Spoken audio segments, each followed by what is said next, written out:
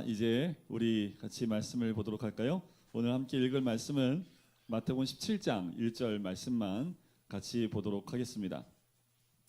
마태복음 17장 1절 말씀입니다. 우리 같이 읽을까요? 시작. 엿새 후에 예수께서 베드로와 야고보와 그 형제 요한을 데리고 따로 높은 산에 올라가셨더니. 아멘. 자, 다시 말씀을 또 마태복음 1장부터 한번 볼까요? 자, 1장 내용이 뭐였습니까? 예수님의 족보와 예수님의 탄생 이야기가 나온다 그랬죠. 2장은요, 이동하는 동방박사 이야기가 나온다고 말씀드렸습니다. 3장은 셋이니까 세례 요한 얘기가 나온다 그랬죠. 세례 요한의 이야기가 나옵니다. 그리고 4장은요, 예수님의 사시 시험 얘기가 나옵니다. 말씀을 이기는 5장부터 7장까지는 무슨 내용? 산상수훈 얘기가 나온다 그랬죠. 산상수훈 이야기가 나옵니다. 8장과 9장 두 장에는 10개의 이적이 모여있는 장이고요. 10장은요, 뭘 열어야 돼요? 전도문 열어야 되니까 제자들을 어떻게 해요? 파송하는 장이 10장입니다. 파송장, 파송 설교가 나옵니다. 자, 11장은 1, 2 뭐 하는 장이에요? 질문하는 장이다. 세례 요한이 오실 그이가 당신입니까? 질문하면서 시작을 하죠. 12장은요, 시비 거는 장이네요. 그죠? 무슨 날 시비 걸어요? 안식일 날 시비 걸어요. 안식일 날. 미리상 먹고 그리고 안식일 날 한 손 마른 자 고친 사건 때문에 시비가 일어났죠. 13장은 열쇠네, 열쇠. 어디 가는 열쇠요? 천국 들어가는 천국 열쇠. 천국 비유가 나오는 것이 13장입니다. 식사하는 장이네요. 그죠? 식사하는 장은 뭐예요? 네, 오병이어가 나옵니다. 오병이어를 식사하는 장입니다. 15장은요, 뭘 씻어야 돼요? 뭘 씻어야 돼요? 무슨 시오? 정결. 네. 손 씻으시오. 정결법이에요. 정결법 얘기가 나오는 것이 15장에서 손 씻지 않고 무엇인가 먹는 것을 보고 얘기하는 거죠. 자, 16장은요, 인류 배신고. 그렇죠. 베드로의 신앙 고백, 배신고가 나오는 것이 16장입니다. 몇 절에 나온다고요? 16절. 네, 16장 인류를 위해서 인류를 향한 베드로의 신앙 고백이 나온다고 말씀드렸죠. 자, 오늘 17장부터 갑니다. 17장은 산 좋아하시는 분들이 좋아하는 장입니다. 산 좋아하시는 분. 네. 17장 보면 꼭 산 모양처럼 돼 있잖아요. 그죠? 산 꼭대기에 몇 명이 서 있어요? 산 꼭대기에 3명이 서 있잖아요. 여기에. 이게 17장의 장제목입니다. 이게. 17장. 산이네 변화산. 꼭대기에 3분. 누구예요? 예수님, 모세, 엘리야. 3사람이 있었죠. 그죠? 내려왔더니 누가 있어요? 밑에? 간질병자가 있네. 이게 17장 내용 전부 다 합니다. 요거를 이제 외우게 하려고 이렇게 만든 거예요. 7장 보면 꼭 이게 산처럼 생겼잖아요. 그죠? 믿거나 말거나. 네.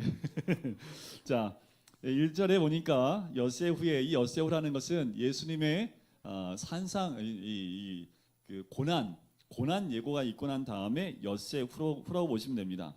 순환 예고를 언제부터 시작을 합니까? 제일 중요한 포인트가 되는 게, 공간복음 전체의 중요한 포인트는 베드로의 신앙 고백을 중심으로 나눠진다고 말씀드렸죠. 이 앞은 뭐예요? 예수님이 누구냐?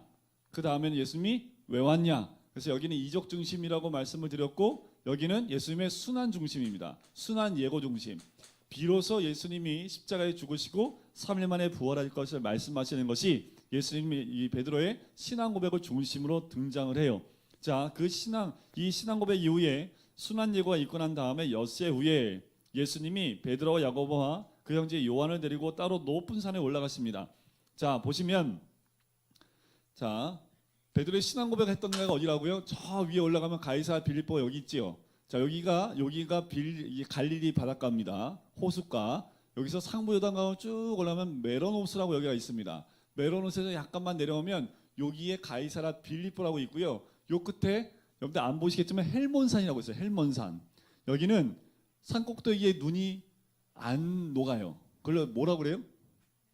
거의 만년설. 그렇죠? 네. 눈이 안 녹아요. 이 눈이 녹아서 요단강으로 흐르는 거예요. 그러니까 이 눈이 녹아서 여기 메로노스로 들어오고, 메로노스에 있는 물이 상부 요단강을 타고 내려와서 여기에 있는 이 갈릴리 바닷가를 채우고, 또 하부 요단강을 쭉 내려와서 여기 사이에 물이 다르게 되는 거죠. 그 헬몬산. 사람들 학자마다 이 산은 헬몬산이 아니라 이쪽에 있는 어떤 산이라고도 얘기를 하지만, 거의 많은 분들이 이 헬몬산이라고 이야기를 합니다. 이 산의 높이가 꽤 높아요. 높이가 해발 약 2,800m 됩니다. 그런데 예수님이 빌립보 가이사랴에서 이동하셔서 이곳으로 올라가세요. 올라가셔서 2절에 보니까 자, 그 세 명의 제자들 앞에서 변형이 되사라고 나오지요. 자, 예수님께서 이제 신앙 고백을 듣고 난 다음에 이제 죽으심에 대해서 말씀하시고 17장에 딱 오자마자 어떻게 해요? 그 몸이 변화됩니다. 어떻게 변화돼요? 옷이 희어집니다. 마가복음에 보면 마가복음 9장에 똑같은 사건이 나오는데 마가요한은 그것을 어떻게 표현하냐면 빨래해도 이보다 더 희게 할 수 없을 만큼 희어졌다라고 나와요. 그러니까 마가요한은 평상시 뭐 한 사람이에요? 빨래를 많이 했던 것 같아요. 그러니까 희어지는 걸 뭘로 표현한 거예요? 우리 여자분들이 표현한다면 그렇게 표현할 수 있을지 모르겠습니다. 근데 마가요한은 예수님이 희어지는 거에 대해서 빨래를 아무리 이렇게 해도 그렇게 희어질 수 없을 만큼 희어졌더라 이런 표현을 합니다. 그런데 이 마태는 어떻게 표현을 합니까? 변형되사 그 얼굴이 해같이 빛나고 옷이 빛과 같이 희어졌더라라고 마태는 설명하고 있지요. 변형되사, 이 변형이란 이 말은 마태복음 12장 2절 말씀에 똑같은 단어가 한 번 더 나옵니다. 많이 쓰이지 않아요. 이 단어는 어디 나오냐 하면 로마서 12장 2절과 고린도서 3장 18절에만 사용되는 단어인데 이 변형이라는 말을 자 로마서 12장 2절 말씀 기억하십니까? 너희는 이 세대를 본받지 말고 마음을 새롭게 함으로 변화를 받아. 그 변화가 여기 나오는 단어를 쓰고 있다는 거예요. 자 그렇다면 여기서 예수님이 그들 앞에서 변형되사라는 말은 어떤 의미를 갖는 걸까요? 그냥 외모만 빛난 걸까요? 아니요. 속부터 완전한 변화를 의미합니다. 자, 그 변화와 같이 로마서 12장 2절에 나오는 변화되는 것, 그것이 뭐예요? 예수님이 이렇게 변화된 것처럼 우리의 속사람까지 완전히 변화된 그 변화를 의미하는 거지요. 마음으로 변화를 받아 그죠? 하나님의 그 뜻을 분별하도록 하라라는 말씀이 로마서 12장 2절 말씀이지요. 이 모습을 봤는데 그때 빛나는 예수님과 함께 누가 같이 있어요? 모세와 엘리야. 모세는 무엇을 대변합니까? 율법을 대변합니다. 엘리야는요 선지자를 대변해요. 그러니까 구약의 가장 핵심적 사람 두 사람 하면 모세와 엘리야를 꼽을 수 있지요. 그 두 사람이 함께하는 거지요. 예수와 더불어 말하는 것을 보고 베드로가 뭐 하재요? 베드로가 뭐 하재요? 거기다가 교회 짓자고 얘기하는 거지요. 하나는 예수님을 위해서 교회 하나 짓고 하나는 엘리야를 위해서 짓고 하나는 모세를 위해서 짓고 사람들의 생각이 다 똑같습니다. 지금 주님이 이렇게 변형된 모습을 보여준 의미는 천막을 짓고 초막을 짓고 자기를 섬기라고 하신 것이 아닌데 지금 이게 베드로는 늘 가슴 가운데 뭐가 나와요? 사람의 일이 나와요. 16장에서 뭐 때문에 혼났어요? 하나님의 일 생각하지 않고 사람의 일 얘기했다가 천국 열쇠를 지녔던 사람이 어디로 바로 가요? 지옥불로 떨어지잖아요. 그죠? 사단아 내 뒤로 물러가라. 이런 것을 경험했지만 여전히 베드로에게는 이 초막셋을 짓고 주님을 거기서 섬기겠습니다 라고 했을 때 다시 예수님을 가리는 빛난 구름이 와서 덮고 하늘에서 소리가 납니다. 5절에 보시면 이는 내 사랑하는 아들이요 내 기뻐하는 자니 너희는 그의 말을 들으라. 자 평생 그러니까 예수님의 공생의 기간 가운데 하늘의 음성이 총 3번 들립니다. 첫 번째 우리 한번 들은 적 있죠? 그럼 다 들으셨잖아요. 그죠? 못 들으신 것처럼. 네, 세례 요한한테 세례 받으시고 올라올 때 하늘이 마가복음은 갈라집니다. 하늘이 열리고 성령이 비둘기같이 임하면서 하늘에서 들리는 소리가 있습니다. 이는 내 사랑하는 아들이요 내 기뻐하는 자라. 자 여기도 똑같이 이는 내 사랑하는 아들이요 내 기뻐하는 자니 하나 더 붙죠. 뭐라고요? 말 잘 들어. 그죠? 말 잘 들으라는 겁니다. 우리 예수님 말씀에 순종하여 그 말씀을 따르라 라는 말씀이죠. 한 번 더 나옵니다. 그건 요한복음 12장에 한 번 더 나와요. 하늘의 소리가. 그래서 예수님의 공생의 기간 가운데 예수님의 하늘의 소리가 몇 번 들린다고요? 모르면 3번. 모르면 무조건 3번 하면 거의 대부분 한 80%는 맞아요.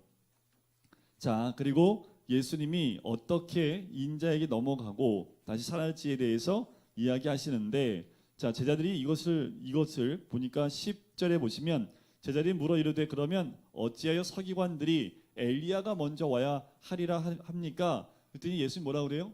과연 먼저 와야 하는 것이 맞다. 먼저 와서 모든 일을 회복하리라 라고 얘기했는데 그걸 누구를 의미하는 거예요? 세례 요한을 의미하는 거다라는 거죠. 13절에 보면 제자들이 세례 요한인 줄을 깨달으니라라고 합니다. 그때 동시간에 밑에서 무슨 사건이 있어요?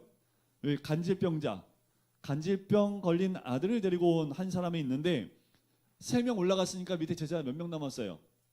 9명 남았잖아요. 9명. 12 빼기 3. 이제 9명 남았잖아요. 그래서 제자들한테 데리고 와서 고쳐달라고 합니다. 자, 제자들이 이 병을 고쳐본 경험이 있을까요? 없을까요? 자, 예수님한테 권능을 받아서 나가서 병자들을 치유한 적이 있을까요? 없을까요? 있습니다. 자, 파송장에 보면 우리 예수님께서 그들에게 권능을 주사 가서 병자들을 고치고 돌아와서 또 귀신을 쫓아내고 난 다음에 너무 기뻐서 돌아오는 것이 누가복음 10장에 나와요. 귀신이 우리 말에도 순종하다이다 하면서 너무너무 기뻐하는 거죠. 그때 예수님이 누가복음에 보면 뭐라고 말씀하십니까? 귀신이 네 말 듣는 걸 기뻐하지 말고 네 이름이 하늘나라에 기록된 것에 인하여 기뻐하라 라고 말씀을 하는 거지요. 자, 그렇다면 이 시기는 이미 제자들은 많은 병자를 치유하고 귀신을 쫓아냈던 경험이 있는 사람들입니다. 그런데 웬걸 이 간질병, 간질로 심히 고생하는 그 아이는 고쳐줄 수가 없는 거예요. 그때 마침 누가 오세요? 항상 이렇게 고생하고 구석에 몰려 있으면 누가 나타나십니까? 우리 예수님이 나타나세요. 그리고 예수님 앞에 데리고 오고 제자들이 능히 고치지 못합니다. 그래서 믿음이 없고 17절에 보면 믿음이 없고 패역한 세대여 내가 얼마나 너희와 함께 있으며 얼마나 너희에게 참으리요. 질문. 자, 왜 못 고쳤을까요? 아니 이 병든 사람도 고쳐봤고 귀신도 쫓아내봤는데 왜 이 간질병자는 못 고쳤을까라는 거예요. 자, 여기에 두 가지 이유가 있습니다.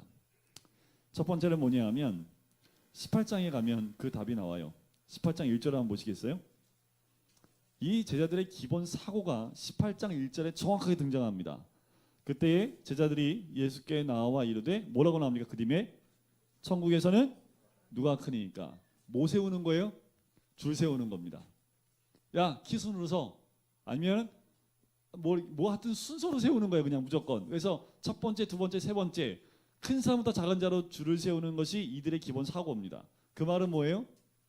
누가 더 나은 사람인지 이것의 중심이 누가 더 크냐에 이들의 마음이 다 빼앗겨 있었다라는 거지요. 자, 다시 본문으로 돌아와서 보면 지금 변화산상 가운데 누구만 올라갔어요? 3명만 올라갔죠. 그럼 9명 뭐예요? 열 받아요, 안 받아요? 열 받아요, 안 받아요? 제가 여기서 한 5번 추려가지고 5분만 저희 집으로 싹 올라가고 커피 마시고 있으면 여기 기다리고 있는 나머지 분은 우리 뭐야 이거? 사람들도 하물며 이런데 예수님이 12명의 제자도 아니고 그 중에 3명만 데리고 변화산에 올라가서 뭐 보여줬어요? 변화된 짠 이 모습 보여줬잖아요, 그죠? 밑에 있는 9명은 뭐예요, 그러면? 그 9명은 어떤 마음이 있을까요? 그렇지? 뭐야 이거? 헐, 막 하면서 막 이러고 있는데 간질병자가 딱 왔어요. 이 마음이 이런데 예수 그리스도 명하노니 나갈지어다 하면 걔가 뭐라 그래요? 니나 이런 분 있을 거 아니에요. 지금 상황이 이런 상황. 그러니까 아마도 쟤들 마음 가운데 그 마음에 깨어진 마음이 있는 거죠. 서열을 세우고 이런 것 때문에 마음에 이런 능력을 나갈 수 없는 상태가 됐다라는 거지요. 또 한 가지 이유는 예수님이 베드로의 신앙 고백 이후에 순환 예고를 하세요. 내가 죽고 십자가에 죽고 3일 만에 부활하리라. 이런 순환 예고를 하니까 이들 마음 가운데 뭐가 들어왔을까요? 의심이 들어온 거예요. 메시아 맞나? 왜냐하면 이들이 원하는 메시아는 뭐예요? 예수님이 이 나라의 왕 하나님 나라를 세우면 우리가 그 옆자리 한 자리 차지하잖아요, 그렇죠? 뭐 꼬발이 차지하더라도 한 자리 차지할 건데 예수님이 죽는데요. 그러니까 뭐야 이들 마음 가운데 이거 뭐야? 내가 생각한 예수님이 아니야. 내가 생각한 메시아가 아니야. 그럼 과연 이 메시아 맞아? 하는 그 의심이 이들 가운데 들어갔기 때문에 능력이 나타나지 못하는 이유는 의심이 들어가면 능력이 나타나지 않습니다. 믿음이란 이런 조그만 불신만 들어가도 금방 깨어져 버리는 것이 믿음이라는 거지요. 그러니까 이들이 뭐예요? 이런 것들이 복합적으로 있었기 때문에 그래서 20절에 보세요. 뭐라고 책망하십니까? 제자들이 따로 나와요. 그래서 예수님 머리 그쪽거리면서 근데 우리는 왜 못했지요? 전에 했는데. 그랬더니 예수님이 20절 말씀하시는 거죠. 너희 믿음이 작은 까닭이다. 왜 작아요?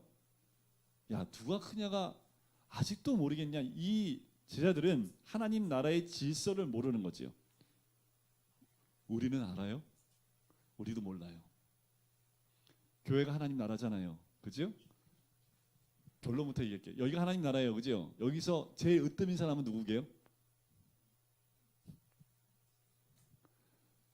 누가 제일 으뜸인 줄 아세요? 제가 아닙니다. 어떤 사람이 으뜸이냐면 여기 있는 모든 사람의 발을 씻겨주는 분이 으뜸입니다. 으뜸 되고 싶으신 분 대화 하나만 가지고 예수님이 말씀하신 거예요. 20장에 누구든지 으뜸이 되고자 하는 모든 사람의 종이 되어야 된다라고 말씀하셨죠. 하나님 나라에서 가장 큰 자는 누구예요? 모든 사람이 섬기고 종이 될 수 있는 사람이 가장 큰 자라는 거죠. 이 질서 구조를 현대적인 우리의 이 세상의 질서대로 하나님 나라를 생각하니까 이들 제자들 가운데는 뭐만 생각하는 거예요? 예수님께 인정받는 사람이 최고야 라고만 생각을 한 거지요. 근데 예수님께 인정받는 게 뭔지를 잘 몰랐던 거지요. 자, 20절에 그 다음 절 보세요. 만일 너희에게 믿음이 겨자씨 하나만큼만 있어도, 겨자씨 제가 나중에 한번 설교할 텐데, 여러분들 겨자씨 하면 불면 날아가는 게 겨자씨라고 알고 계시죠? 잘못된 겁니다. 그 씨는 이스라엘에 들어간 지 100년이 안 된 씨입니다. 여기 선교사님들이 이스라엘에 선교하러 가셔서 이스라엘에서 가장 작은 씨가 뭔가 찾아봤더니 그 씨예요. 그래서 이게 겨자씨구나 해서 간 건데, 겨자 뭔지 아시죠? 겨자씨 요번에 동글동글한 거 후 불면 안 날아가요. 진짜 겨자씨 요만한 게 있어요. 요 동그란 그 겨자씨가 있어요. 우리가 알고 있는 그 씨는 그 테이프에 붙여서 가지고 이렇게 보여줬던 씨는요, 담배씨 같은 뭐 그런 씨예요. 그거는 이스라엘에 들어간 지 얼마 안 됐습니다. 자, 그런데 왜 예수님이 그 겨자보다 더 작은 씨가 있을 텐데 이 말을 하냐면, 우리 도토리 키재기 뭔지 알죠? 도토리 키재는 뭐 뭔지 알죠, 그죠? 도토리가 제일 작아서 도토리 키재기라고 얘기를 해요? 도토리보다 더 작은 거 있어요, 없어요? 있죠. 깨가 더 작잖아요, 그죠? 깨 키재기 이렇게 얘기 안 하잖아요. 근데 우리 도토리 키재기 하면 뭐예요? 우리가 통상적으로 좀 작다 얘기할 때, 그리고 고만고만한 애들끼리 뭐라고 할 때 도토리 키재 한다고 얘기하는 거잖아요, 그죠? 자, 그 말하고 똑같은 거예요. 그때 당시에 유대인들이 쓰는 경 같은 거, 그러니까 겨자씨보다 더 작은 게 없다라는 것은 이들 가운데 소통되는 그 언어와 그 문화에서 쓰는 말이라는 거지요. 그러니까 네 믿음이 겨자씨 하나만큼만 있어도 이 산을 명하여 여기서 저기로 옮겨지라 하면 옮겨질 것이요 또 너희가 못할 것이 없으리라. 여러분들 믿으십니까? 믿으세요? 다음 주에 금오산 저쪽 옮겨질 겁니다. 우리가 이렇게 하는데요, 진짜 이 믿음 가지고 중국에 있는 산이 옮겨지는 것도 있고요. 그러면 산이 움직여 갔을까요? 산이 하룻밤 사이에 통째로 사라지는 경우도 있습니다. 중국 가면, 중국은 뭐 그냥 한번 떴다 하면 그냥 한순간에 그냥 확 없어지고 뭐 확 생기니까, 그러니까 지금도 믿음으로 기도하는 가운데 그런 역사를 일으키는 것을 많이 봐요. 실제로 산이 옮겼다라는 것을 본 사람이 있다고도 얘기를 하는데, 일단 우리 주님 말씀하신 거 거짓말 아니겠죠, 그죠? 믿음으로. 근데 이 겨자씨만한 믿음이 우리가 없기 때문에 목도하지 못하는 것뿐이겠지요. 자, 23절에 보세요. 두 번째 순환 예고가 나옵니다. 죽임을 당하고, 자 22절부터 볼까? 22절에 보면 갈릴리에 모일 때, 그러니까 이 헬몬산에서 내려와서 다시 갈릴리로 내려옵니다. 자, 거기에 일어났을 때 예수님이 다시 한번 뭐 한 거예요? 네, 순환 예고를 하십니다. 23절, 죽임을 당하고 제3일에 살아니라 하시니라. 그때 23절 끝에 보세요. 제자들이 뭐예요? 매우 근심하니라. 왜 근심을 하냐라는 거예요. 왜냐하면 예수님이 죽어야 되니까 근심할 수밖에 없지요. 하나님의 뜻이 무엇인지를 정확히 몰랐기 때문에 이들은 예수님에 대한 근심뿐만 아니라 자기의 앞날에 대한 근심이 더 큰 거죠. 예수님 죽어버리면 난 뭐야? 모든 직업 다 내려놓고 예수님을 따랐는데 예수님 죽어버리면 난 뭐가 돼요? 이런 근심과 두려움이 있을 수 있지요. 여전히 이 시대를 살고 있는 모든 기독교인들 가운데 동일한 이런 근심이 있습니다. 기독교인 하나만으로, 내가 예수를 믿고 교회를 다닌다는 것 하나만으로도 이제 앞으로는 사회에서 왕따를 당하고 이제 고난을 당할 시기가 곧 다가옵니다. 이제 멀지 않아요. 멀지 않게 보고 있습니다.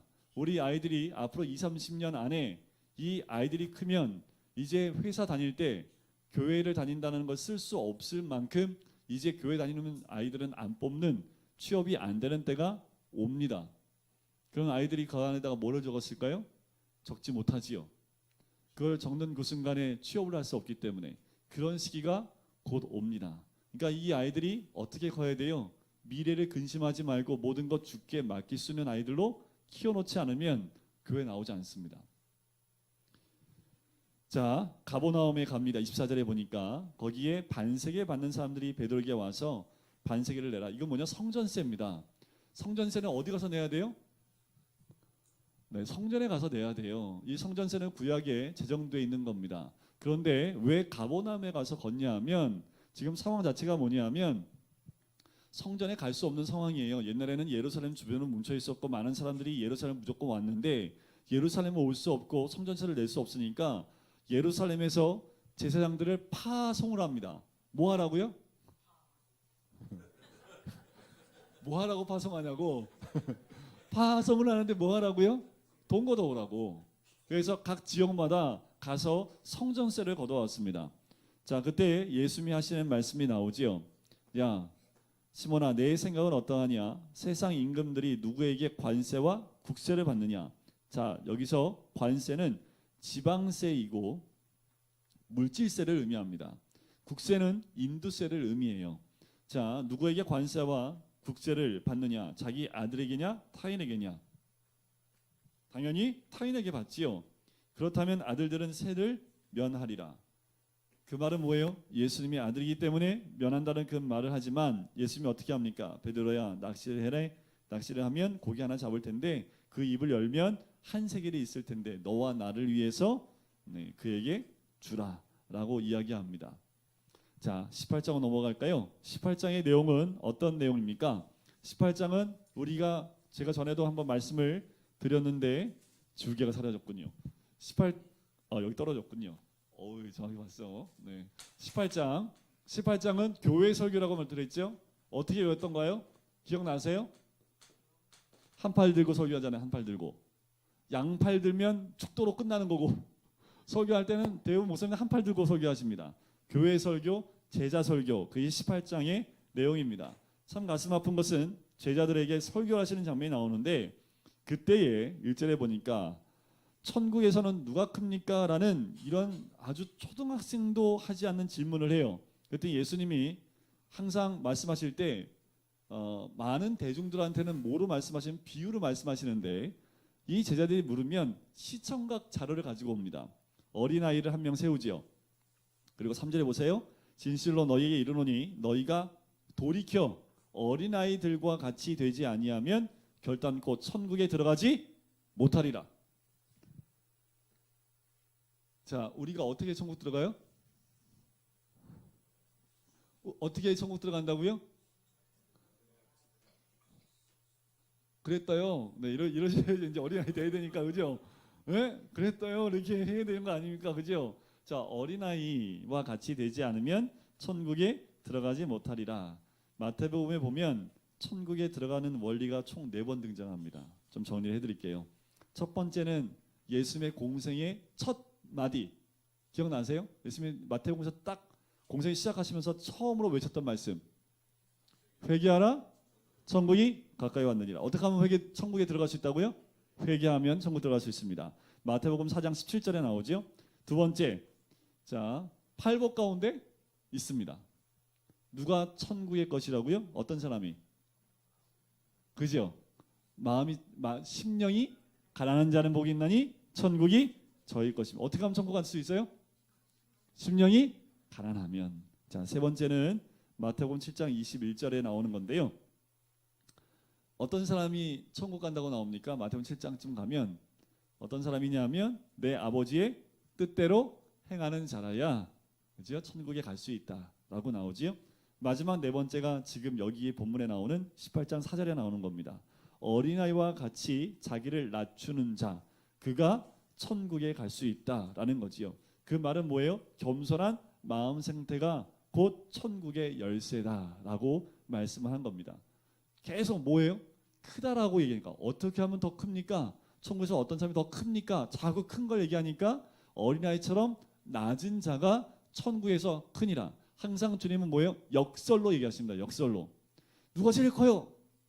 누가 제일 강합니까? 제일 약한 자가 강하니라. 누가 제일 커요? 가장 작은 자가 크니라. 그럼 여기서 가장 작은 자가 누굽니까? 우리 민소리가 제일 어린가 봐요. 네. 우리 민소리한테 나가시기 전에 다 한번 큰 절씩 하시고. 왜 제일 큰 자니까. 왜요? 저 아이가 왜 큰 자예요? 창피한 거 몰라요. 그죠? 아무것도 모르니까. 그러니까 어떻게 해요? 자기가 잘났다는 표현을 못 합니다. 근데 초등학교만 들어가도 이제 조금씩 커요. 그죠? 어리면 어릴수록, 애기일수록 뭐예요? 자기가 잘났다는 표현을 할 수가 없습니다. 뭐든지 몰라요. 그래서 묻고 뭐든지 어떻게 해요? 의지할 수밖에 없는 거지요. 자, 5절을 보실까요? 내 이름으로 이런 어린아이 하나를 영접하면 곧 나를 영접함이니. 자, 우리 이 아이들을 예수님의 이름으로 영접하면 누굴 영접하는 거예요? 그래서 우리 교회에 오는 아이들을 잘 대우해주고 잘 입혀주고 좋은 것 먹여주고 하는 이유가 뭐예요? 나 예수님 영접하는 거예요. 뭔지 아시겠죠? 우리 애들 좋겠네. 다음 주부터 좋은 거 많이 먹겠다. 자, 6절을 한번 보세요. 누구든지 나를 믿는 이 작은 자 중 하나를 실족하게 하면 차라리 연자 맷돌이 그 목에 달려서 깊은 바다에 빠뜨려지는 것이 나으니라. 자, 여러분들 그거 아세요? 이스라엘 민족은 바다에 빠뜨려 죽이는 사형법이 없습니다. 왜냐하면 바다에 빠진다라는 건 무엇을 의미하냐면 하나님의 저주 가운데 들어간 것을 의미해요. 여러분들 구약에서 바다에 빠진 사람 누가 있을게요? 네? 요나. 다시스로 도망가다 어떻게 한 거예요? 하나님 그냥 물속으로. 그래서 이스라엘 민족 가운데 바다에 빠지는 건 하나님이 하시는 겁니다. 그래서 처형법 가운데 바다에 빠뜨려 죽이는 처형법이 없어요. 자, 로마에도 이 바다에 빠뜨려 죽이는 처형법이 있기는 해요. 하지만 지금 예수님이 이 말씀하는 건 굉장히 충격적인 거예요. 어떻게 그렇게 죽일 수 있어? 이런 거예요. 어떻게 그렇게 아무리 그래도 그렇지 어떻게 사람을 그렇게 죽여? 그런 사형법은 없어야 돼. 이 정도의 문화적인 충격을 줄 수 있는 말이 그것도 연자 맷돌을 목에 매요. 여러분들 맷돌이 얼마나요? 자, 여기 맷돌은 우리가 하는 근데 맷돌 모양은 다 엽전 모양이에요. 어디 가나 똑같아요. 재밌지 않으세요? 자, 여기서 말하는 연자 맷돌은요 사람이 끄는 게 아니라요 네, 짐승이 끌어요. 무게가 1톤입니다. 자, 이 연자 맷돌을 목에 매고 빠지면 나올 수 있어요, 없어요? 방법 하나는 끊어지면 나오지요. 그러니까 언제 끊어질지 몰라요. 못 나온다는 겁니다. 연자 맷돌. 그래서 제가 전도사님들을 가르칠 때요, 제가 이런 얘기를 한 적이 있어요. 솔직히 한번 나한테 와서 나 때문에 좀 실족한 사람이 있으면 나한테 와서 연자 맷돌 사가. 내가 연자 맷돌 이렇게 만들어갖고 목에 걸어줄게. 한 개당 10,000원씩. 큰 교회 가면 아마 많이 걸걸? 네, 그랬어요. 큰 교회 가면 아마 연자 맷돌 목에 한 수백 개는 걸어야 될지도 몰라. 지금 큰 교회에서는 저는 뭐 끼케야 여기 있는 인원 해야지 뭐 100개도 안 되잖아요, 그죠? 근데 10,000명 목회하면 잘못하면 1,000개를 걸어야 돼요. 자, 계산해봤더니 돈 계산했더니 그래서 환불은 어떻게 해주냐면 그 사람이 다시 회복되면 다시 10,000원 환불해줄게. 사업 잘 될 것 같지 않아? 이건 목사님들 상대로 해야 되는 그런 건데, 자, 그만큼 주님은 어린 아이 한 생명 그 하나라도 실족해 하는 것을 원치 않으신다라는 거지요. 그래서 오른손이 널 실족해 하면 베어버려라. 그리고 천국에 들어간 것이 낫다라고 얘기하는 거지요. 눈이 너를 번쩍게 하면 뽑아내 버려라. 그것이 없고 천국에 가는 것이 낫다라고 이야기하시는 겁니다. 자, 핵심되는 절이 14절에 나와요.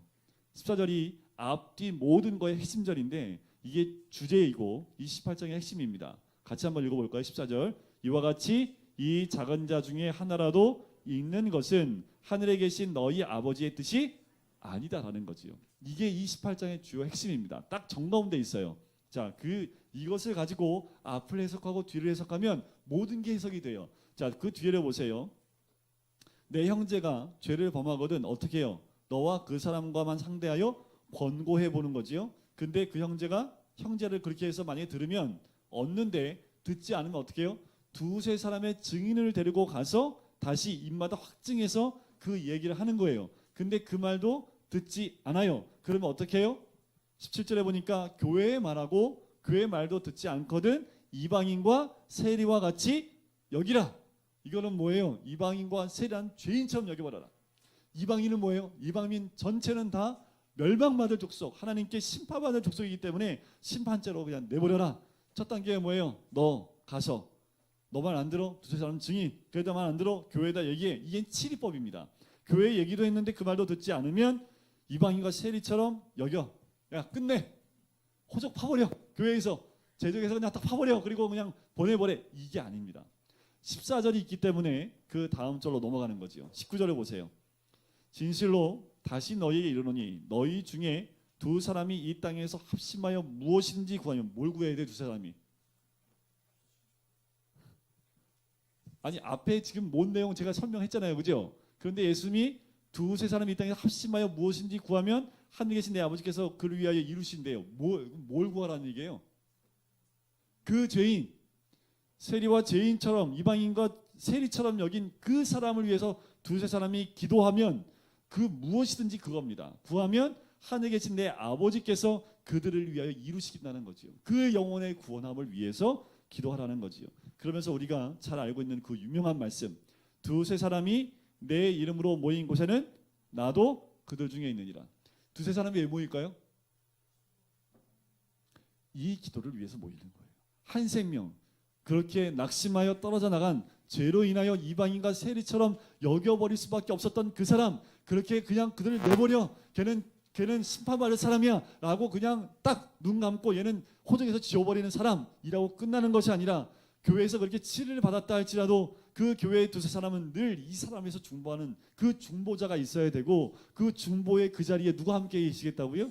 우리 예수님이요. 그러니까 14절이 28장의 중요한 절이다라고 말씀을 드리는 거예요. 그러면서 여러분들 1만 달란트 빚진 자 비유가 나오는 겁니다. 1만 달란트가 얼마라고요? 제가 전에도 말씀드렸는데 1만 달란트는요 1만 곱하기 6천 데나리온. 그러니까 한 달란트가 6천 데나리온이에요. 자, 1 데나리온이 뭐냐면 하루 남자의 일한 품값이 1 데나리온입니다. 그 얼마예요? 10만 원으로 한번 책정을 해보면 한 달란트가 6천 데나리온이니까 6천 곱하기 10만 원 하면 얼마예요? 6억. 네, 6억. 거기다가 곱하기 1만 원 하면 얼마예요? 6조 원, 6조. 그러니까 1만 달란트, 이게 얼마나 큰 돈이냐면요. 그때 당시에 이스라엘이 로마에게 바치는 세금이 800달란트였습니다. 800. 그러니까 한 나라가 이 이스라엘이 로마에게 바치는 그 세금이 800달란트. 근데 이 사람은 몇 달란트 빚졌다고요? 1만 달란트. 한 나라가 나라에게 바치는 그 세금이 800달란트인데 1만 달란트면 어마어마한 돈이죠. 그죠? 6조 원, 6조 원. 지금 돈하면 6조 원. 뭐 감도 없잖아요. 그죠? 뭐 6천만 원이라도 좀 있으면 좋겠는데. 그죠? 6억, 아우 6억. 60억, 600억, 6천억. 이게 감이 좀 멀어요. 6조 원. 그건 우리나라면 우리가 뭐 살아서 뭐 만들 수 있는 돈이 아니라고 생각하는데 그 돈을 이 사람이 빚진 거지요. 그런데 왕이 어떻게 해요? 그걸 용서해주고 탕감해 주지요. 근데 문제는 뭐예요? 이 사람이 가다가 누굴 만나요? 자기한테 얼마 빚진 사람 만납니까? 28절에 100 데나리온. 100 데나리온 100 곱하기 10만 원 얼마예요? 1000만 원입니다. 1000만 원. 자기는 얼마 용서받았어요? 탕감받았어요? 6조 원. 이 친구는 자기한테 얼마 빚었어요? 1000만 원. 그러면 이 친구를 어떻게 줘야 돼요? 용서해 줘야 되는데 어떻게 합니까? 감옥에 쳐넣어버렸습니다. 이곳을 보고 어떻게 한 거예요? 옆에 있는 친구들이 저 죽일 놈이네. 그거 다시 왕에게 얘기한 거예요. 근데 왕이 너 일로 와. 너 내가 6조 원 탕감했는데 너 1000만 원 갖고 너도 깜빵에 들어가서 6조 원 갚을 때까지 나오지 마. 다시 집어넣은 거죠. 여러분들 용서해 줄 수 없는 죄가 있습니까? 푸셔요. 그러니까 아주 푸셔요. 이 말씀 들으면 다 푸셔야 돼요. 왜요? 6조 원 빚진 사람이 누구예요? 그러니까 우리 6조 원보다 더 하지요. 우리의 몸값은 얼마게요? 누구 몸값하고 똑같아요? 예수님 몸값하고 똑같잖아요. 예수님 몸값이 겨우 6조 원밖에 안 돼요? 우리가 어느 정도의 값어치로 용서받는지 아시죠? 그런데 우리한테 죄진 사람은 돈으로 환산하면 환산이 되는 죄잖아요, 그죠? 근데 그거 우리 용서해 못해요. 정말 어려운 건 뭐냐면 죄송합니다. 세상에서는 술 한잔 먹으면 모든 게 해결되는데 교회 안에는요. 진짜 밴댕이 소갈딱지란 말이 나와요. 교회 안에서 한번 꼬이면 그러니까 그 교회는 이 설교만 매일 해야 돼요. 매주마다 이 마태복음 18장 나오는 23절부터 일만 날라도 미친 자만 계속 언제까지? 용서할 때까지. 우리가 용서 못할 게 있어요? 대답을 해보세요. 용서 못할 죄가 있어요, 없어요? 있어요, 없어요? 다 얘기했어요. 오늘 다 터는 거예요. 네? 오늘 용서 못하는 거 없어요. 다 터는 거예요, 아셨죠? 옆에 있는 분에게 용서합니다. 네, 빨리 다. 네. 야, 여러분들 오늘 용서받고 싶으면 오늘 가서 얘기하세요. 오늘. 네, 오늘 가면 다 용서해 줄 테니까. 네, 딴 데는 안 돼. 하루 지나면 또 까먹으니까 오늘 가서 얘기해. 내가 당신한테 이런 죄 졌어. 오늘은 다 용서할 수 있으니까. 네. 어떻게 용서하라고 35절 보세요. 너희가 각각 뭐로부터요? 마음으로부터 형제를 용서하지 아니하면 나의 하늘 아버지께서도 너희에게 이와 같이 하신다라는 거지요. 그러니까 용서는 어디서부터 하는 거예요? 여기서부터요. 이게 쉬워요, 어려워요? 이건 할 수 있어요. 용서할게. 성준이 용서하고 있으니까 내가 용서할게. 이거는 해요. 이거는 다 해요. 근데 이가 상해서 문제지 다 해요. 근데 뭐는 안 돼요? 이게 그렇게 쉽지가 않아요. 그건 용서했는데 다른 게 또 걸리면 그건 또 용서 못해. 왜요? 이게 용서가 안 되기 때문에. 우리 기독교의 가장 큰 중심에는 십자가 용서, 십자가 사랑이 있기 때문에 이게 내 마음에 부어지지 않으면 우리가 그리스도인이라 말할 수 없는 거지요. 자, 19장으로만 넘어가서 19장만 하고 매번 3장씩만 딱 하게 되는데, 자, 19장은 뭐가 나오냐면 식구들 얘기가 나와요. 식구들. 이혼 문제가 나와요. 이혼 문제가 나오고 그 다음에 나오는 게 젊은 청년 얘기가 나오고요. 아기 얘기가 좀 잠깐 나왔다가 청년 얘기가 나옵니다. 하여튼 요 19장은요 식구들 얘기가 나옵니다. 식구들. 자, 한번 보실까요? 자, 이때 문제가 뭐냐면요 이혼에 대한 문제인데요. 지금하고 이때는 정말 비교할 수 없습니다. 여러분들 이 시대에 살고 있는 우리 여성분들은요 감사하셔야 돼요. 그리고 정말 우리가 이슬람권에 태어나지 않은 여자분들은요 정말 행복한 겁니다. 그거 하나만으로도. 제가 뉴스에서 본 게 있는데 뭐냐면요 이슬람권은요 이혼할 사유가 뭐냐면 남자가 이혼하자면 무조건 이혼 사유가 돼요. 돈이 있으면 몇 명까지 아내를 둘 수 있으면 4명까지 여자가 아내를 둘 수 있는데 그냥 남자가 야 오늘 이혼해 그럼 이혼하는 거예요. 그냥 법원에 가면 그냥 이혼이 돼요. 그게 이혼 사유가 됩니다. 근데 토마 뉴스에 뭐가 나왔냐면 이슬람권에는 한 남자가 유럽으로 여행 갔다가 밤에 술 먹고 술김에 아내한테 문자로 야 너랑 살기 싫어 이혼해 문자를 보낸 거예요. 근데 이 아내가 소송을 건 거야. 이건 이혼 사유 될 수 없다. 나는 직접 듣지 않았고 문자로 술 먹고 한 거기 때문에 인정할 수 없다. 근데 법원 판결 뭘로 나오는지 아세요? 남편의 의사가 정확하게 전달됐기 때문에 이혼 사유가 된다고 나왔습니다. 여러분들 이슬람 무서운 데입니다. 그래서 우리 남자분들 또 이슬람 가시지 마시고. 자, 이때 시대 때에도요 이혼 문제가 있는데 학파가 2개가 있어요. 샴마이 학파와 힐렐 학파가 있는데요. 샴마이 학파는 예수님 말씀하신 대로 간음한 외에는 이혼이 절대로 안 된다는 학파입니다. 그런데 힐렐 학파라는 이 학파는요 아내를 언제든지 이혼 증서를 써주고 이혼해 줄 수 있다는 학파예요. 그러면 어느 학파에 많은 사람들이 가담했을까요? 전자일까요? 후자일까요? 후자지요. 자, 이 근거를 뭐로 됐냐면 모세가 신명기 24장에 보면 이혼할 때 이혼 증서를 써주라라고 얘기를 한 겁니다.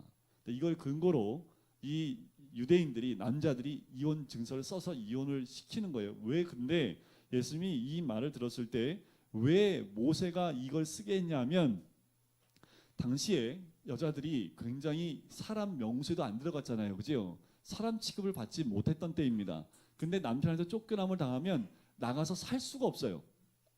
옛날 이조시대 때 하고 똑같다고 보시면 돼요. 그냥 뭐라고 죄송합니다. 소방 맞는다고 그래요.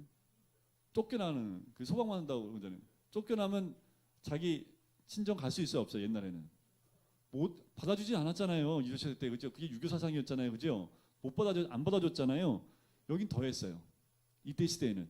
근데 보호받을 수 있는 딱 한 가지 방법은 뭐예요? 이혼 증서를 가지면 떳떳하게 집으로 돌아갈 수 있었던 그 사유가 됩니다. 그래서 이 여인들을 보호하는 차원에서 이혼 증서를 쓰라는 얘기지 너희들의 그 탐욕 때문에 써준 게 아니다라고 얘기한 거예요. 그래서 이 결혼에 대한 이야기를 예수님이 하시는 거지요. 사람이 그 부모를 떠나서 아내에게 합하여 그들이 한 몸이 된다. 한 몸이 된다는 표현이 이런 겁니다. 여러분들 그 우리 옛날 집에 보면 창호지로 이제 이렇게 했잖아요. 그 창호지를 풀로 발라서 창호지에 딱 붙으면 마르고 난 다음에 어떻게 될까요? 이게 잘 떨어지죠. 이게 안 떨어지잖아요. 그럼 어떻게 해야지 떨어져요? 찢어집니다. 한 몸이란 이런 의미예요. 두 개가 딱 붙어서 찢어지면 찢어지 떨어질 수 없는 관계, 이것이 한 몸을 이룬다는 겁니다. 성경에 말하는 한 몸이 될지라 이혼은 안 된다라고 이야기를 하는 거지요. 왜요? 짝지어 주신 것이 누구예요? 사람이에요? 하나님이에요? 하나님이라는 거지요. 그래서 안 된다라는 겁니다. 이혼 증서에 대한 설명을 해주면서 자 보시면 9절에 보면 딱 한 가지 누구든지 음행한 이유 외에 아내를 버리고 다른 데 장가드는 자는 간음함이니라 라는 거지요. 음행한 것만, 예수님이 음행한 것 외에는 안 된다라는 거예요. 지금은 이제 이 시대가 간음도 죄가 되지 않았기 때문에 더 문제가 심각해지죠. 또 여러분들 낙태하는 게 죄가 아닌 것으로 좀 청원이 돼가고 있고 이것이 법적으로 이제 살인죄가 적용이 안 되면 이 사회는 다 무너져 버립니다. 그리고 성적으로 문란해지고 이걸 어떻게 꼬드겨요?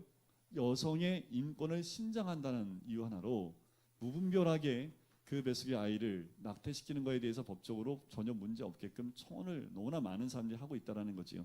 이것이 무너지면 안 돼. 이거는 우리뿐만 아니라 뭐 천주교도 반대하고 불교도 반대하고 다 반대하는 거예요. 가장 가정을 이루는 기본 단위가 상실되고 깨지는 거기 때문에 이 가정이 깨지면 교회가 깨집니다. 그래서 동성애를 이 시대에 자꾸 적극적으로 권장하는 이유가 가정의 기본 패턴인 남자와 여자의 관계를 깨트려 버리면 교회가 가장 작은 교회 단위가 가정입니다. 가정이 깨지면 교회가 깨져요. 교회도 설 수가 없습니다. 그래서 동성애를 이 시대에 더 많이 신장하게끔 만드는 거지요. 자, 우리 뒤로 넘어가면 어린아이가 나오지요. 자, 13절부터 15절까지는 어린아이 안수하는 부분에 대해서 예수님께 데리고 나오는 장면이 나오고요. 16절부터는 이제 청년 얘기가 나오는데 16절 한번 보실까요? 내가 무슨 선한 일을 하여 영생을 얻으리까? 자, 영생을 어떻게 얻는다고 얘기합니까?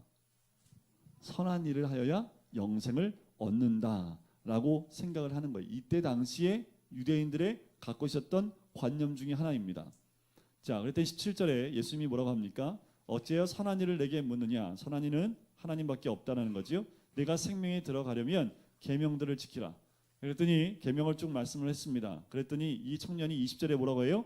내가 모든 것을 내가 지키어 싸운데 아직도 무엇이 부족합니까? 그랬더니 21절 보세요.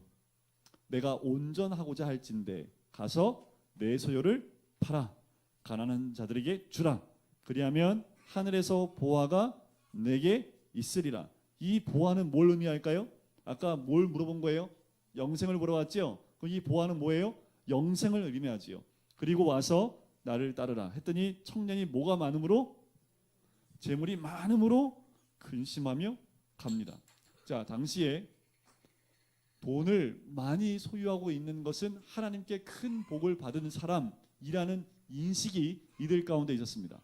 그래서 이 청년이 돈이 많아요. 그러니까 사람들이 뭐라고 한 거예요? 저 사람은 하나님이 함께 하시는 사람이네. 왜요?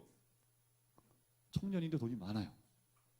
그러니까 하나님께 복 받은 사람, 하나님이 늘 함께 하는 사람으로 그때 당시나 지금이나 똑같아. 지금 똑같잖아요. 우리 교회는 아닌데, 예? 요즘에도 기복적인 신앙이 뭐의 중심에 있어요? 돈의 중심이 있는 거죠. 돈을 많이 벌면 어떻게든 돈을 많이 벌면 하나님이 복 받은 사람이 아니에요. 복 받은 사람 본다니까요. 그러니까 돈을 가지고 그 잣대를 댔던 것도 이때도 마찬가지입니다. 자, 그때 23절에 보세요. 내가 진실로 너희에게 이르노니 부자는 천국에 들어가기가 어려우니라. 어떤 건지 24절에 보세요. 낙타가 바늘기로 들어가는 것이 부자가 하나님 나라에 들어가는 것보다 쉬우니라. 그러니까 낙타가 바늘기로 들어가는 게 더 쉽다는 얘기예요, 어렵다는 얘기예요? 더 쉽다라는 거지요. 그럼 부자는 천국 갈 수 있어요, 없어요? 그럼 우리는 다 부자가 되면 돼요, 안 돼요? 뭐예요? 그러면 우리 다 가난해야 돼요? 예수 믿는 사람 다 가난해야 돼요? 근데 이게 기독교만 들어가면 다 부자가 되는데, 그럼 이거 논리가 이상하잖아요. 자, 이건 그런 의미가 아닙니다. 그래서 우리가 예수님도 산상수훈에 하나님과 재물을 겸하여 섬길 수 없다고 얘기를 했죠. 그죠? 섬김에 대한 그 중심의 문제지 돈이 많고 적음으로 천국에 갈 수 있다 없다가 결정되는 건 아닙니다. 이건 분명히 선을 그어야 돼요. 돈이 많아도 하나님 위해서 쓰는 사람이 있고 하나님 중심에 서 있는 사람이 있지요. 그럼 심령이 가난한 사람은 어떤 사람이에요? 부자란 마음이 부유한 사람을 의미하지요. 자, 여기서 낙타가 바늘기로 들어간다는 말은요, 여러분들 우리가 생각하는 그 바늘기에 낙타가 불가능하잖아, 그런 의미기도 하지만 이거는 우리 한국적 사고고요. 이 말에는 이런 뜻이 있어요. 이스라엘 가면 큰 문이 있습니다. 예루살렘 성 들어가는 큰 문이 있어요. 낮에는 열어놓는데요, 해가 지면 그 문을 닫아버립니다. 그럼 문이 없잖아요. 그래서 옆에 조그만 쪽문 하나 열어놓는데, 쪽문은 제가 들어갈 때 허리를 숙여서 이렇게 들어갈 수 있어요. 이렇게, 이게 이제 바늘기 문이라고 하는데, 이렇게 들어가는데 낙타 타고 들어갈 수 있어요, 없어요? 못 들어가죠. 하여튼 못 들어가는 거예요, 어떻든 간에. 그런 의미가 있는 거고, 원어에 보면 이 낙타가요, 원어의 뜻 가운데 무슨 뜻이 있냐면, 낙타가 여러분들 배를 정박해 놓으면 묶어야 되잖아요, 그죠? 배를 지금은 뭐 철로 하지만 그때 당시에는 동아줄 같은 걸로 묶고 이 육지에다 묶지요. 그 동아줄 있죠, 이만히 두꺼운 거. 그게 낙타라는 그 의미 안에 이런 의미도 있습니다. 얘를 바늘기에 이거 꽂혀요? 안 꽂히죠. 그러니까 두 가지 의미가 있는데 다 두 가지 의미는 다 어려운 겁니다. 그만큼 힘들다라는 거예요. 자, 돈이 많아서 그 중심이 돈에 가 있으면 그만큼 힘들다라는 겁니다.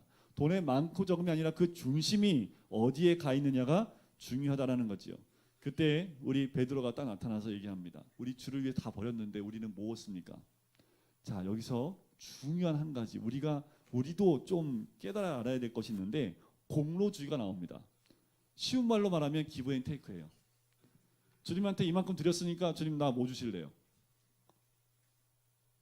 그러니까 베드로가 주를 위해 모든 거 다 드렸는데 주님은 저 뭐 주실 거예요? 이런 거지요. 그러니까 우리 하나님하고 딜하는 거지요. 그러니까 우리 신앙이 이런 신앙이 많아요. 1,000번째 드렸으니까 기도 제목 들어주셔야죠. 이런 기도 굉장히, 우리 하나님 들어주시긴 해요. 들어줘야 될 건 들어주긴 하는데, 1,000번제라는 헌금이 성경에 어디 있어요?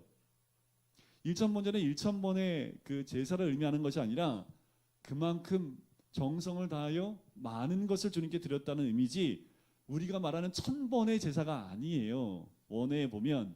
그런데 우리가 그것을 어떻게 만들었어요? 1,000번제로 바꿔서. 그걸 누가 만들었을까요? 제가. 헌금에는요, 두 가지, 11조하고 감사헌금밖에 없어요. 절기헌금도 결국 어디에 속하는 헌금이에요? 감사헌금이죠. 헌금은 두 가지예요. 절기헌금 다 해서 감사헌금하고 11조. 1,000번제는 솔직히 성경적이라고 좀 보지 못합니다. 아니, 1,000번제 드렸으니까 안 하면 2,000번제 드리고, 2,000번제 했는데도 안 됐어요. 그럼 3,000번제 드려요? 3,000번제 했는데도 안 되고 4,000번제 드려요? 의미가 그게 아니라니까요. 그러니까 계속 뭐예요? 공로주의예요. 주를 제가 1,000번 주님께 예배드렸으니까 이거 해주셔야 되는 거 아닙니까? 아니요. 1,000번 감사 헌금을 드리는 걸 통해서 우리가 뭘 얻는 것이 아니라 너무 감사해서 드리는 헌금이면 오케이. 그런데 뭔가 목적을 놓고, 아시죠, 하나님? 자, 1,000번 드려요. 아시죠? 제가 100일 기도 드려요. 아시죠? 우리가 40일 작정 기도하고 이 모든 것들도요, 이 40일 작정 기도, 이것을 이루기 위한 40일 작정 기도면 그거는 기도의 목적과 방향이 잘못된 겁니다. 때로는 우리가 큰 것을 놓고 함께 합심하여 기도하기 위해서 하는 건 괜찮아요. 근데 이 소원을 이루기 위해서 무엇인가 했다면 이건 공로주의입니다. 제가 주님께 뭘 했으니까 주님 저한테 이거 주셔야지요. 자, 우리 주님이 그래 줄게.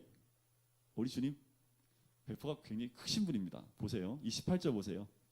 내가 진실로 너희에 이르노니 세상이 새롭게 되어 인자가 자기 영광의 보좌에 앉을 때 나를 따른 너희도 12 보좌에 앉아 이스라엘 12지파를 심판하리라. 야, 우리 주님은 그냥 베드로는 뭐 주실래요? 그냥 주님이 오른자리 근데 뭐에 12 보좌 가운데 앉아서 심판한대요.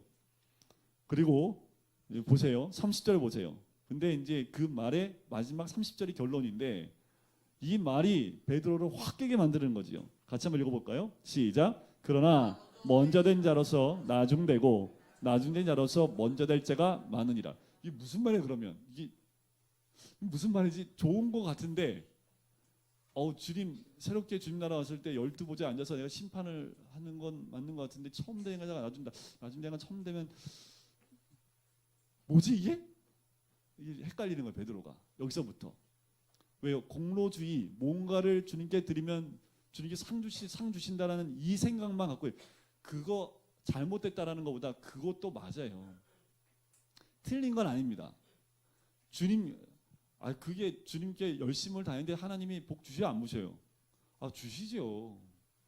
제가 이거 자체가 잘못됐다라는 것이 아니라 목적 자체가 그렇게 가고 있는 것이 잘못됐다라는 얘기지. 그럼 우리가 주를 위해서 헌신하는데 하나님이 복 안 주셔요? 그건 아니에요. 제가 너무 이쪽을 얘기하다 보니까 여러분들이 이제 이쪽 얘기를 너무 이제 중간 다시 돌아올게요. 중간에 주님께 헌신하면 하나님이 그것이 예뻐서 복 주시고 은혜 주시는 건 당연한 거예요. 근데 요거를 위해서 이렇게 하니까 문제가 된 거죠. 자, 그런데 이게 바뀌는 거죠. 먼저 된 자가 나중 된대요. 이게 무슨 말입니까? 희망이 있는 거 같지 않으세요? 나 나중에 왔는데 먼저 될 수 있고 이게 뭘까 도대체? 그런데 20장 16절을 보세요. 이와 같이 나중된 자로서 먼저 되고 먼저 된 자로서 나중되리라. 똑같은 말이 있죠. 그럼 요 중간에 무슨 말씀이 있는 거예요 이게? 이건 다음 주에. 요 메시지 때문에 나온 말씀이 20장 1절부터 16절까지의 비유의 말씀이거든요. 그래서 베드로가 이 말씀을 듣고 깨닫게 되는 겁니다. 그래서 포도원 품꾼 비유가 여기서 나오는 거예요. 그래서 이게 이것과 같이 연결된다는 것을 19장 30절과 20장 16절이 같은 메시지이기 때문에 이 모든 것이 함께 연결돼 간다라고 보는 겁니다. 그래서 다음 주에 천국의 질서에 대해서 제가 알려드릴게요. 천국 질서는 이와 같습니다. 천국 가면 이와 똑같아요. 제가 알려드릴게요. 궁금증을 유발하고 우리 같이 기도할까요?